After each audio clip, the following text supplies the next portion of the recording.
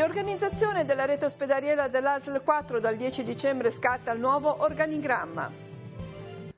Mondo del giornalismo in lutto, scomparsa Rapallo Emilio Carta, giornalista e scrittore. Taglio del nastro per la passerella pedonale tra Santa Margherita Ligure e Portofino, la riapertura al pubblico prevista a giorni. Luna di miele solidale per Stefano e Daniela, la giovane coppia a Sestri Levante ha raccontato il viaggio di nozze nel mondo durato 266 giorni per raccogliere storie di chi lotta per i diritti. Assegnati a Chiavari i premi Ciava, Dedo Sanguinetti e Pippo Raffo per la poesia, fotografia e le tesi di laurea sul territorio. La CISL in campo per salvare l'asilo Merello di Zoaglio e dalla messa all'asta ha chiesto un incontro con il sindaco e la fondazione. L'Avo del Tigullio Orientale ha festeggiato 38 anni di attività, l'ente cerca volontari giovani e progetta un nuovo servizio al pronto soccorso. L'Agrario Marsano di San Colombano Certeno gli offre una professionalità unica, la sfida della scuola in cerca di nuovi iscritti per il prossimo anno. Assemblea del Forum delle Associazioni Familiari del Tigullio, il piano natalità e la missione per il prossimo decennio. Lavagna di fronte al bivio tra ripresentare il piano di riequilibrio finanziario o scegliere la strada del dissesto, sostanziali differenze per i creditori, situazioni invariate per i cittadini. Una nuova commessa per Ailex che ha vinto un appalto da Iveco, resta l'ombro sul buco di lavoro che si proietta tra la fine 2019 e l'inizio 2020. L'Entella scrive la storia, batte il Genoa in Coppa Italia, a gennaio affronterà la Roma, Marassi la gioia incontenibile della squadra e dei 500 tifosi biancocelesti. Chiavari, via libera all'adozione del nuovo PUC, approvate le modifiche all'area di Colmate e alla zona Preli e Torriglia, la minoranza uscita dall'aula critica per la tempistica e i contenuti. Un saluto a tutti, benvenuti ad una nuova puntata delle TG Guardando la settimana. Riepiloghiamo i principali fatti accaduti nella settimana appena trascorsa. Iniziamo proprio da lunedì, quando in apertura dei nostri telegiornali ci siamo occupati di sanità, in particolare della riorganizzazione della rete ospedaliera dell'ASL 4, un piano varato già da tempo dalla Regione Liguria e che troverà attuazione dalla settimana prossima, dal 10 dicembre. E poi ancora, sempre nel telegiornale di lunedì, abbiamo parlato del lutto che ha colpito la città di Rapallo e il mondo del giornalismo. È scomparso all'età di 72 anni Emilio Carta, giornalista e scrittore molto noto a livello locale. Sentiamo. Il 10 dicembre parte la nuova riorganizzazione dei dipartimenti dell'ASL 4 chiavarese. Cambia dunque l'organigramma sulla base delle indicazioni del piano sociosanitario. La nuova organizzazione prevede la suddivisione dell'azienda in due aree, quella ospedaliera e quella territoriale, con un indirizzo di integrazione fra ospedale e territorio e con la ridefinizione della presenza delle strutture negli ospedali. Noi abbiamo 3 ospedali, abbiamo voluto assegnare ad ognuno di essi un forte mandato che è indispensabile per garantire la massima efficienza, ma soprattutto efficacia e sicurezza nell'agire, perché avere le attività disgregate su più sedi non è funzionale al paziente né al percorso di cura. In ottemperanza ai decreti in materia, l'ospedale di Lavagna, sede dell'emergenza e dell'urgenza, vedrà il raddoppio del pronto soccorso e l'inserimento della medicina per acuti e accoglierà le specialità di otorino e urologia. Rapallo sarà dedicato alla chirurgia a media e bassa complessità e Sestri Levante alla riabilitazione. L'ospedale di Sestri Levante verrà ristrutturato anche dal punto di vista del blocco operatori, con la realizzazione di sale per la chirurgia ambulatoriale, e quindi manterremo in questa sede l'attività dermatologica, che è un'eccellenza a livello regionale perché abbiamo dei numeri veramente significativi e importanti, ma anche tutta l'attività a supporto dell'oncologia che si concretizzerà in questo polo, tutta la terapia del dolore, ma anche la parte bioptica della senologia diagnostica, la senologia clinica, che ha bisogno appunto di questa sala, ma ancora per la broncoscopia, l'attività pneumologica resterà su Sestri Levante, con una medicina di altissimo valore, perché sarà una medicina ad indirizzo oncotoraco-ematologico, proprio in virtù del mandato oncologico che abbiamo assegnato a questo ospedale. Ci sono 2 piani vuoti o sottoutilizzati a Sestri Levante? Guardi, è proprio questa la forza del nostro progetto, perché l'ospedale di Sestri Levante vedrà utilizzato interamente i propri spazi in virtù di una una riorganizzazione delle attività con ampliamento delle stesse. In particolare il piano sesto ospiterà per intero la riabilitazione motoria e neuromotoria. Al contempo abbiamo previsto l'inserimento, che è già avvenuto, di 2 medici di medicina generale proprio in vista della realizzazione di un'unità degenza infermieristica che fa parte delle prerogative del piano sociosanitario regionale. Al terzo piano invece porteremo tutte le cure intermedie, perché trasferiremo dall'ospedale di Rapallo le cure intermedie che verranno allocate all'ospedale di Sesti Levante, dove si raddoppierà pertanto l'attività per questa tipologia di cura. Queste decisioni sono state assunte attraverso un'attenta valutazione dei bisogni dei nostri assistiti e quindi sono state fatte con cognizione di causa. Emilio Carta era un uomo appassionato di scrittura, di comunicazione, della sua città e del territorio circostante, con particolare interesse per il mare, con la sua immensità e i suoi misteri. Nella sua vita aveva trasferito gran parte delle sue passioni anche nel lavoro. Nato a Rapallo, prima di approdare al giornalismo tra il 1968 e il 1971, aveva compiuto il giro del mondo sui famosi Liberty, navi del dopoguerra, attraversando più volte l'Oceano Atlantico ed Indiano, con la qualifica di marconista. Come giornalista aveva scritto per i quotidiani Avvenire, Il Lavoro e collaborato con Il Secolo XIX come corrispondente da Rapallo, dove svolgeva anche il ruolo di addetto stampa del comune. L'interesse tuttavia non era solo per la carta stampata. Alla sua collaborazione si deve la nascita di Tele Liguria, la TV inizialmente via cavo e poi UHF, con la quale aveva collaborato per molto tempo tra la fine del 76 e gli anni 80. Negli anni più recenti invece era stato il primo direttore del settimanale Il Nuovo Levante. Sullo sfondo però restava sempre la grande passione iniziale, quella per il mare, raccontata in innumerevoli pubblicazioni. Nel 99 Navi e relitti tra il promontorio di Portofino e Puntamesco, seguito l'anno successivo da Navi e relitti tra Montecarlo e Portofino. La trilogia si era conclusa nel 2008 con Navi e relitti da Sestri Levante alla Spezia. Insieme al sub Lorenzo del Veneziano aveva realizzato il volume storico-fotografico dedicato al sottomarino individuato al largo di Portofino, U-Boat 455, corredato dal filmato. Appassionato velista e studioso di ex voto marinari, aveva collaborato alla stesura di innumerevoli scritti storico-documentali su Rapallo e la Liguria. Tra i suoi ultimi lavori letterari Il tesoro di Valle Cristi, presentato il 7 aprile 2018. Era direttore responsabile dei periodici Il Mare e Penisola, organo di comunicazione ufficiale dell'Anfas Tigullio Ovest.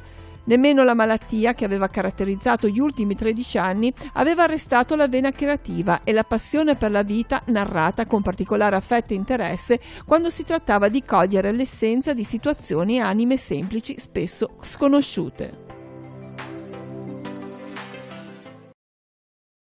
Martedì, giorno di Santa Barbara, il Vescovo ha celebrato la messa per i marinai alla chiesa di San Giacomo di Corte a Santa Margherita Ligure. È stata l'occasione anche per fare il punto della situazione sugli interventi che si sono messi in atto dopo la devastante mareggiata del 29 ottobre scorso. E proprio martedì è stata anche inaugurata la nuova passerella pedonale che ricollega e toglie dall'isolamento Portofino. La passerella, riaperta soltanto per quell'occasione, verrà nei prossimi giorni riaperta anche al pubblico. Ma martedì ci siamo occupati anche di una storia particolare, quella di una coppia di giovani coniugi, Stefano e Daniela, che a Sestri Levante hanno raccontato della loro luna di miele particolare, una luna di miele durata 266 giorni in giro per il mondo per raccogliere le storie di chi vede lesi i propri diritti umani. E poi ancora ci siamo occupati anche del premio Ciavai, che è stato assegnato con una cerimonia all'Auditorium San Francesco di Chiavari. Taglia. Vai. Vado.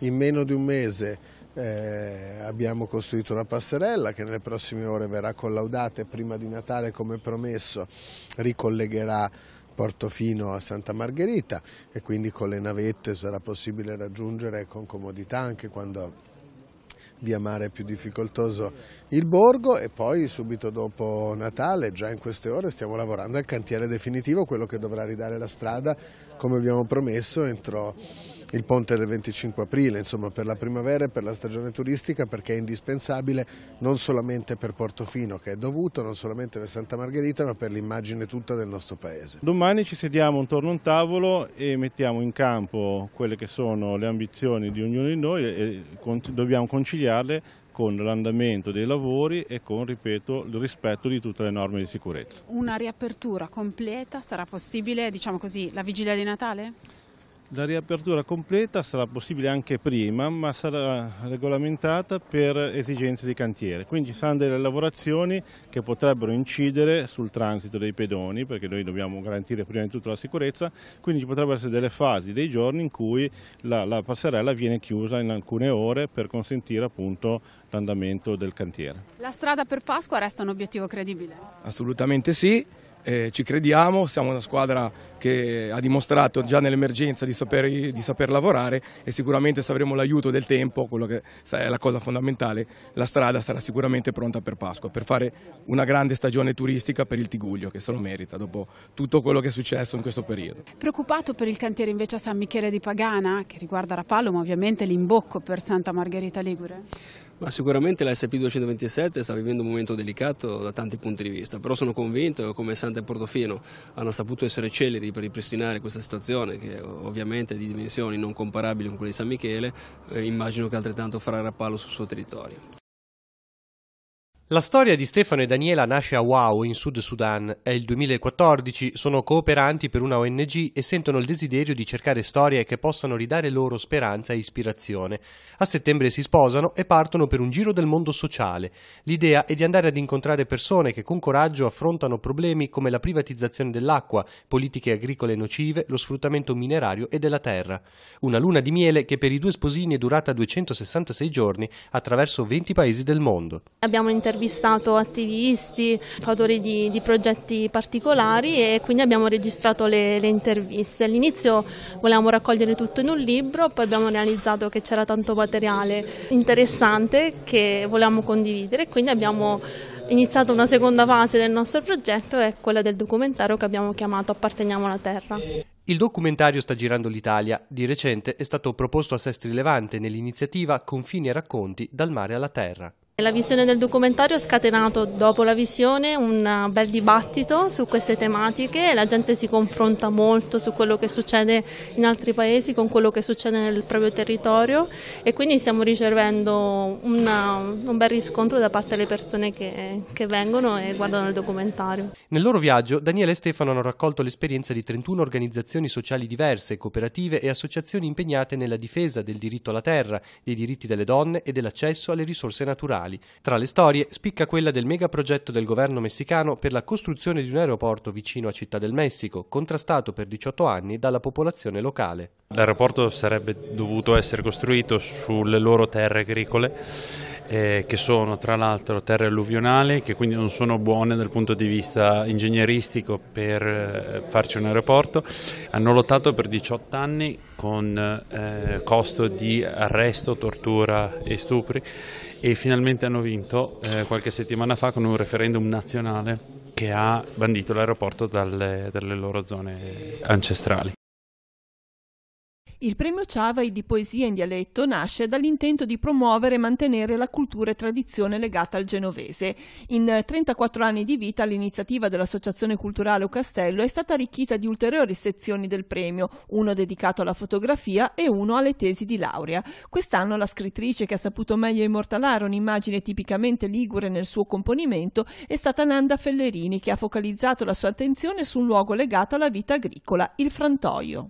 E questo mi ricorda il sapore dell'olio sul pane di casa quando eravamo bimbi e anche l'odore che io lo definisco l'odore un po' particolare dello stoccafisso che bolle e intorno a questo stoccafisso tutti quanti ad aspettare per assaggiare come sarà l'olio di questa annata. Una prima pubblicazione e subito un premio da parte del Castello. In questa antologia che cosa racconta? In questa antologia diciamo che io quando ho scritto queste poesie non erano per le persone, per gli estranei, erano più che altro cose molto personali e molto intime. Si parla di emozioni mie personali, della mia visione del mondo e anche della natura. Ambientata in un luogo un tempo di utilizzo comune, la miglior fotografia premiata con il premio Pippo Raffo consegnato a Maria Luigia Vaccarezza. Ho fotografato i traggi, volevo che si vedesse i rubinetti, l'ardesia dove vengono lavati i panni e quindi anche un po' di particolari, le mollette di legno di quei tempi. E anche il cattino, che era ancora un cattino proprio vecchio di alluminio, diciamo. 3 le tesi di laurea che sono state insignite del riconoscimento della giuria. La prima è alla famosa millenaria abbazia di Borzone, l'altro premio interessante fatto tra l'altro a 2 mani da una ragazza di Chiavari e da una ragazza di Sestri Levante, quello sull'antica cereria di Chiavari, e poi un'altra che è stata una scoperta realmente curiosa, perché ci ha fatto conoscere il trallallero, che è questo canto polifonico genovese, ed è stata appunto fatta una tesi da una chiavarese.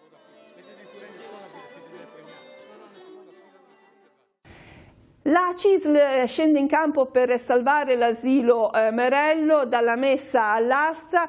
Ne abbiamo parlato nei telegiornali di mercoledì. Il sindacato ha chiesto un incontro con il sindaco e con la fondazione che gestisce l'ente. Sempre mercoledì ci siamo occupati anche dell'AVO Tigullio Orientale, che ha festeggiato 38 anni di attività e ha annunciato la volontà di portare a termine un nuovo servizio al pronto soccorso. 8 dipendenti devono ancora ricevere in totale 70.000 euro più 30.000 di contributi non versati. È il primo punto negativo legato alla vicenda dell'asilo Merello di Zoagli, chiuso da giugno di quest'anno. Il secondo riguarda la possibile perdita di un immobile storico. Il nostro ufficio vertenze qua a Chiavari è stato costretto a pignorare i beni mobili. Poi altre 2 lavoratrici che non sono venute attraverso il nostro ufficio hanno pignorato il bene immobile. Quindi in questo momento un edificio di pregio è all'asta. Sul futuro dell'asilo si litigano amministrazione e Fondazione Merello, un impasse attualmente senza sbocchi, con peraltro gravi disagi per le famiglie. Noi abbiamo chiesto un incontro congiunto con il dottor Rocca, il sindaco di Zoagli, e la presidente della Fondazione, la dottoressa Coli, per vedere se si può evitare la vendita di questo patrimonio immobiliare importante e possibilmente recuperare i soldi. Secondo CISL, le strade percorribili sono 2. La prima, accettare l'offerta di 130.000 euro avanzata dalla Croce Bianca Rapallese per l'impianto sportivo. Con questo importo si potrebbe da una parte riaprire l'asilo e dall'altra ripianare tutti i debiti che l'asilo ha nei confronti dei dipendenti e dei fornitori. Il sindaco di Zoagli dice che questi soldi sono troppo pochi. Bene, però troviamo un'altra soluzione, però insomma è chiaro che i dipendenti, i loro crediti devono essere risarciti. La seconda strada, lo scioglimento del CDA della Fondazione, che il sindaco avrebbe già potuto attuare per uscire dallo stallo, spiega CISL, qualora avesse ritenuto la gestione incapace di svolgere il proprio lavoro. Anche perché 2 membri del CDA hanno dato le dimissioni e il sindaco non ha ancora fatto la surroga.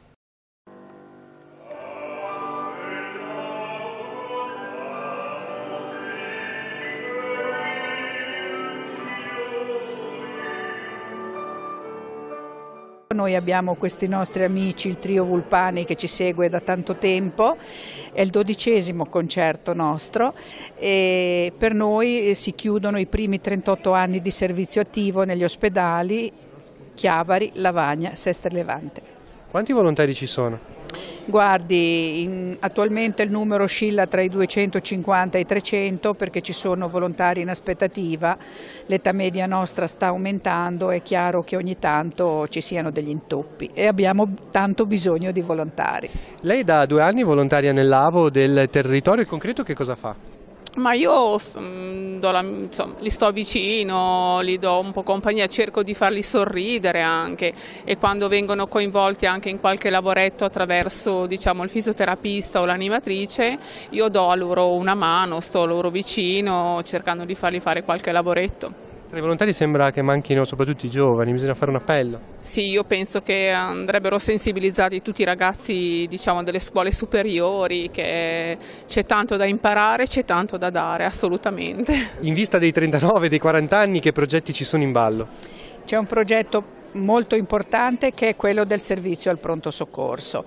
Per questo servizio, che richiederà numerosi turni nell'arco della giornata, avremo bisogno di tanti volontari e naturalmente avremmo bisogno di tanti giovani. È un appello veramente che faccio ai giovani, perché li vedo molto motivati, li vedo molto attivi e pieni di umanità presso le croci, possono eventualmente dedicare anche un turno di 2 ore all'AVO. Tra gli istituti scolastici del territorio, uno in particolare offre una professionalità in ambito agricolo e apre però anche agli studi universitari. Stiamo parlando dell'Istituto Marsano di San Colombano Certenoli, che sta cercando nuovi iscritti. Nel telegiornale di giovedì ce ne siamo occupati, così come abbiamo parlato dell'assemblea del forum delle associazioni familiari del Tigullio, che si è svolta al Centro Benedetto Acquarone di Chiavari, un'occasione per fare il punto sulle attività svolte per programmare il prossimo decennio.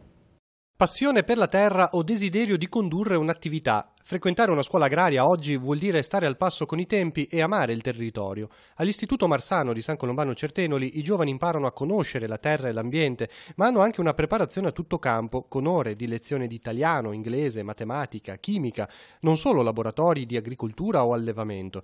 Con il diploma in mano si può accedere all'università, trovare lavoro come libera professione, come agrotecnico, dipendente di enti pubblici o aziende private, imprenditore o tecnico esperto di gestione del verde. Lo studio permette di trovare lavoro. Riescono a trovare lavoro, cioè lavorando nel settore, presso aziende vivaistiche del luogo. I migliori hanno intrapreso anche la carriera universitaria. C'è qualcuno che lavora da noi come docente. L'Istituto Marsano rischia ancora di non avere iscritti e di non poter avviare una prima classe, un vero peccato per una scuola che compirà nel 2019 20 anni di attività. Questa mattina c'è stato il sopralluogo, tra gli altri, del sindaco e della città metropolitana. Siamo fiduciosi e pensiamo che adesso il nostro messaggio sia giunto alle famiglie, perché penso che abbiano capito che noi lavoriamo per un futuro dinamico e proficuo. C'è per esempio il comune di San Colombano Certenoli che ha promosso il ritorno al noccioleto, alla coltivazione delle nocciole, e c'è anche un ritorno in Liguria. Quindi abbiamo praticamente intrapreso l'affitto di un noccioleto a località Pian dei Cuni proprio per questo. L'Istituto Marsano dà una professionalità unica in questo campo. Stamani abbiamo incontrato la classe terza nel laboratorio esterno su un terreno di fianco alla scuola. Io ho scelto di fare questo istituto perché mi piace stare all'aria aperta e secondo me il rapporto con la natura è molto importante per l'uomo. Futuro cosa pensi di fare? O andare in un'azienda agricola a lavorare o fare la libera professionista. Perché hai deciso di fare questa scuola? Per diventare un'imprenditrice agraria e gestire l'azienda di famiglia. Poi anche perché vorrei salvare la mia vallata, sistemare i boschi e far girare un po' il turismo, ecco. Quali sono i punti importanti che state portando avanti in questi anni e soprattutto l'ultimo, visto che c'è stata l'assemblea?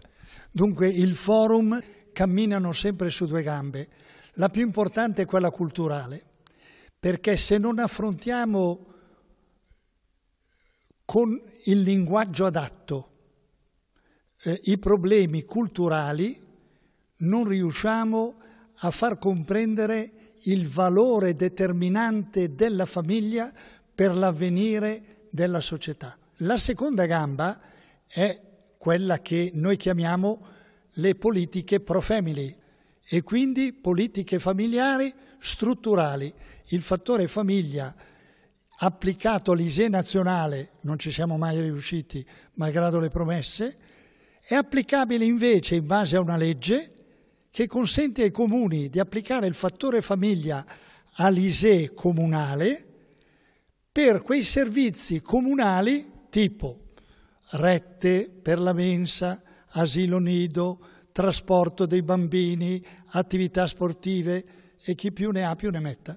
Tutto questo in una strada iniziata diversi anni fa, che deve andare avanti per un decennio, sotto il titolo di emergenza educativa. Il piano natalità è, direi, la mission attuale del forum. A dare una mano al forum. Sì, è arrivato un momento in cui, proprio perché abbiamo con i comuni, direi 3 comuni capofila dei distretti sociosanitari, noi abbiamo avuto la possibilità di creare un tavolo di colloquio, di confronto. Ci hanno detto: bravi, bene, però ci dovete aiutare ad affrontare questo problema, quest'altro, perché abbiamo dei tavoli dove noi chiamiamo le associazioni, abbiamo bisogno di esperienze, di idee, di studio. Nel telegiornale di venerdì ci siamo occupati della situazione finanziaria del comune di Lavagna dopo che la Corte dei Conti ha respinto il piano di riequilibrio. Ora si aprono 2 fronti per quanto riguarda il comune, che viene amministrato dai commissari prefettizi, ovvero quello di un riequilibrio finanziario o di scegliere la strada del dissesto. Sempre nel telegiornale di venerdì abbiamo parlato anche dell'attività lavorativa dell'Ailex a Chiavari, che ha ottenuto un appalto da Iveco e quindi una nuova commessa. Rimane ora da colmare un buco di lavoro tra la fine del 2019 e l'inizio del 2020. E poi ancora nel telegiornale di venerdì uno spazio sportivo significativo, perché nel turno di Team Cup disputato allo stadio Marassi di Genova la Virtus Entella ha battuto il Genoa per 10-9, un risultato storico. Riequilibrio finanziario è il pagamento fino all'ultimo dei creditori o dissesto, con l'azzeramento del debito e il pagamento dei creditori fino a quanto è possibile. E questo è il bivio a cui si trova davanti ad oggi il comune di Lavagna. Il giorno dopo la notizia della bocciatura da parte della sezione regionale ligure della Corte dei Conti del piano di riequilibrio finanziario pluriennale, la commissione straordinaria alla guida dell'amministrazione resta in attesa di conoscere i motivi della decisione per valutare le eventuali azioni da intraprendere. Il comune ha tempo comunque 30 giorni per fare le proprie valutazioni ed eventualmente impugnare la sentenza e andare a ricorso. Se così non fosse, inevitabile la procedura di dissesto. In questo caso c'è una procedura sostanzialmente concorsuale con cui si provvede a fare una rilevazione della massa passiva e una rilevazione della massa attiva, e i creditori del comune saranno pagati in funzione del ricavato della massa attiva e su base proporzionale. Un debito che per il comune di Lavagna si aggira ad oggi intorno agli 11 milioni di euro, la maggior parte derivante da cause intentate contro l'amministrazione. In entrambe le situazioni, dissesto oppure riequilibrio finanziarie, non cambierebbero le conseguenze per il cittadino. Nelle situazioni più gravi non ci sono rispetto ai cittadini grosse differenze tra la procedura di riequilibrio finanziario pluriennale e dissesto, nel senso che i cittadini chiaramente sono chiamati a contribuire entro i limiti massimi delle aliquote tariffe che sono deliberate dall'ente. È ovvio che tra riequilibrio finanziario pluriennale e dissesto cambia molto la posizione dei creditori, che nel caso di riequilibrio finanziario pluriennale sarebbero pagati o sarebbero stati pagati integralmente, invece con la procedura di dissesto sono pagati a riparto. Ailex, dopo la paura e i timori dei giorni scorsi, arriva una nuova commessa, dunque un raggio di sole in un futuro che appariva abbastanza incerto. Sì, un raggio di sole, una prima indicazione positiva del carico di lavoro che ci attendiamo come organizzazioni sindacali e come lavoratori, che ci è stato presentato 15 giorni fa dall'azienda ipotetico, e ora è il primo che si sta trasformando in realtà. È appunto questa gara dell'Iveco Daily, che è stata vinta per l'alzacristallo appunto di questo furgone Fiat. La cosa importante, segnale positivo, è che non è una gara vinta così dal nulla, ma è stata acquisita da un competitor che ce l'aveva già, lui l'ha vinto l'appalto, ma con una dimostrazione di qualità e di miglior produttività Ailex è riuscita a accaparrarsi questo appalto, che andrà in produzione da settembre 2019 e comunque riuscirà a sviluppare quel lavoro che traghetterà fino al 2023-2024 sicuro, con un fatturato discreto e anche con un prodottino innovativo che si chiama Antipinch, che è praticamente quel sistema che quando l'alzacristallo si alza non permette che il dito venga schiacciato, ma se sente una difficoltà si ferma, e quindi anche quello svilupperà fatturato nuovo perché è appunto un meccanismo innovativo. Dunque un segnale di fiducia per l'azienda. Segnale di fiducia per l'azienda. L'unica preoccupazione che ahimè è abbastanza sentita da noi come organizzazioni sindacali è che questo lavoro, se dovesse arrivare come auspichiamo, partirà dopo il 2020, quindi ci troveremo un buco di lavoro da metà del 2019 a metà del 2020 circa, e appunto la cosa che ci preoccupa di più è che nessuno ha ancora parlato di ammortizzatori sociali, ma questi auspichiamo ancora che non arrivino, ma lo spettro c'è. Cos'è una sconfitta secondo noi per il territorio? È che tutti i lavoratori a tempo determinato somministrati, in una fase di crisi 99 su 100 vengono lasciati a casa.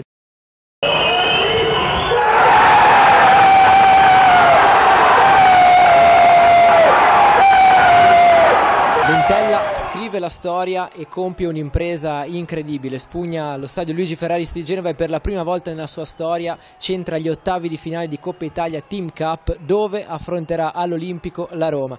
È stata una partita incredibile, impossibile da riassumere in pochi secondi. L'Entella ha vendicato la sconfitta del 1971, quando un gol di Turone a 5 della fine rovinò il sogno di quei ragazzi di strappare un punto al Ferrari. È stata una partita assolutamente incredibile, con tanti capovolgimenti di fronte, con Entella che è andata in vantaggio con un gol incredibile di Simone Icardi dopo 16 minuti, il rigore di Piontek al 26esimo aveva raddrizzato la partita per i rossoblù padroni di casa. A 7 dalla fine ancora Simone Icardi in giornata di grazia a riportare l'Entella in vantaggio, e poi 2 minuti dopo un altro rigore realizzato da Piontek a sigillare il nuovo 2-2. Si va così ai tempi supplementari, un turmio di emozioni, azioni da gol da una parte e dall'altra, quei tanti tifosi venuti da Chiavari che hanno spinto i biancocelesti per tutta la partita. Il Genoa ancora su rigore con la Padula trova il gol del 3-2, sembra finita, non per questa squadra, non per questa Entella che nelle difficoltà si è compattata, e al 120esimo con Adorjan ha trovato la rete dell'incredibile 3-3. I calci di rigore non finivano mai, si è andata a oltranza finché la Padula non si è fatto ipnotizzare dal solito grande immenso Andrea Paroni, autore di una partita strepitosa. L'Entella vola agli ottavi, vendica la sconfitta del 71 e spugna Marassi, e adesso vola davvero. Oggi è la vittoria della squadra, è la vittoria della società, è la vittoria dello staff ed è la vittoria della città. E oggi non ci sono personaggi particolari che devono prendersi i meriti, oggi i meriti sono di tutti. È tutta la vita che io sogno di vincere contro il Genoa a Marassi.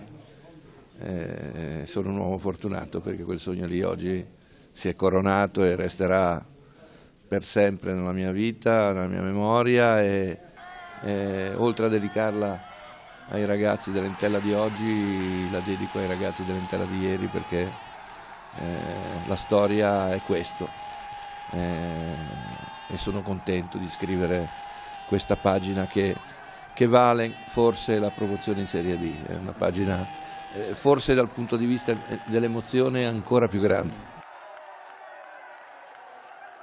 L'approfondimento di questa settimana è dedicato a Chiavari. Nella seduta del Consiglio Comunale di mercoledì infatti è stata approvata l'adozione del nuovo piano urbanistico comunale. Approvate le modifiche per quanto riguarda l'area di Colmata, la zona di Preli e Toriglia. La minoranza critica è uscita dall'Aula con diverse critiche su questo nuovo piano, in particolare sulla tempistica e sui contenuti. Sentiamo.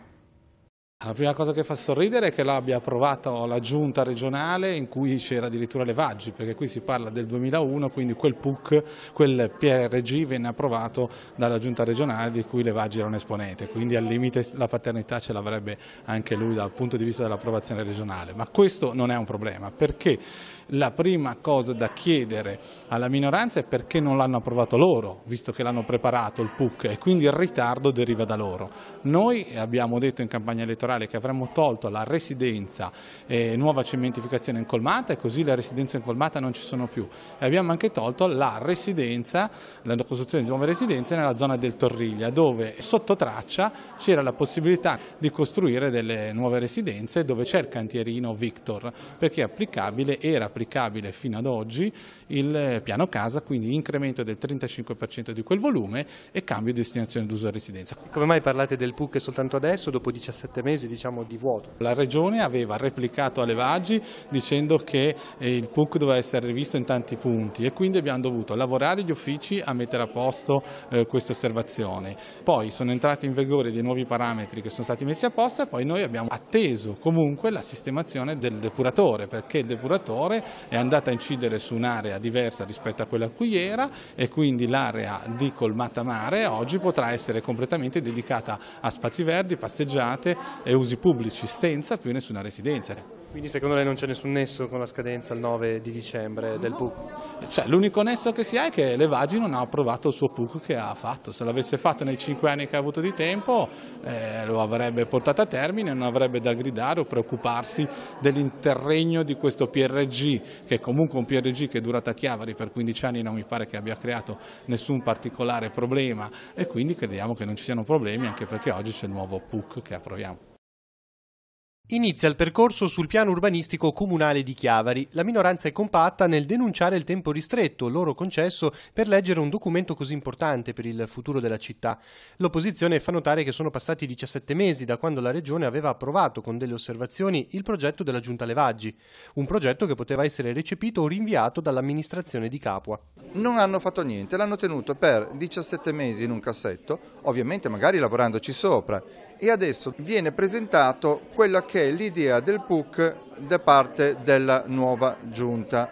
Problema fondamentale è che i tempi per comprendere i contenuti del nuovo PUC sono strettissimi, e anche avviare una discussione con la città, coinvolgere i cittadini. Oggi arriviamo, ci presentano un pacchetto a 7-8 giorni dal Consiglio Comunale e poco il tempo anche per far capire alla città che cosa c'è in questo progetto. Anche secondo l'ex sindaco Le Vaggi, la nuova giunta poteva in questi mesi modificare il progetto del PUC, che sostanzialmente era pronto.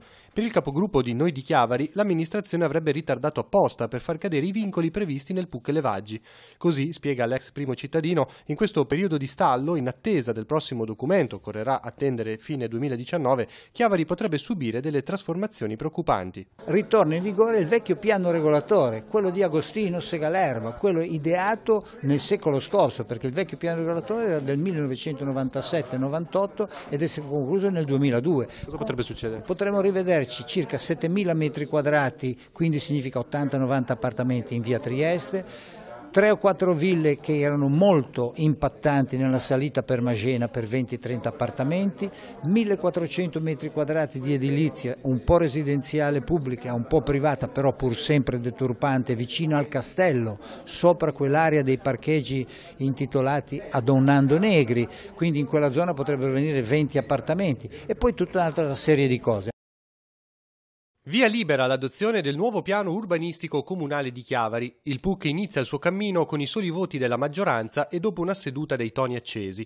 La Giunta di Capua ha deciso di mantenere l'impostazione generale del vecchio PUC, modificandola su alcuni punti. È stato fatto anche un lavoro lungo, in quanto, come ci ricordiamo, a dicembre 2017 abbiamo adottato il nuovo regolamento di edilizia comunale, ma essendo cambiata la normativa regionale, vale a dire la Regione ha stipulato la conferenza Stato-Regione, ha adottato una norma sull'edilizia, e per cui abbiamo deciso di adeguare il nostro PUC a tutte queste norme, così si evitano dubbi interpretativi, diminuiamo quindi l'eventuale contenzioso. Veniamo alle modifiche. Primo, l'area di Colmata, dove vengono cancellate le residenze, l'incubatore e il centro congressi. Sono salvaguardati i parcheggi liberi, 650 posti che rimarranno gratuiti, e prevediamo solo un'edilizia scolastica, in quanto l'ideale sarebbe un campus con nuova piscina del Lido, nuovo parco verde, scuola, campo sportivo e anche, perché no, la scuola vela dentro al porto, sarebbe il mio sogno. Seconda modifica, l'area Preli Torriglia. Anche qui c'è lo stop alla possibilità di costruire nuove residenze. Prevediamo lo spostamento dei parcheggi della viabilità a monte, davanti un parco verde, quindi la passeggiata e la nuova pista ciclabile.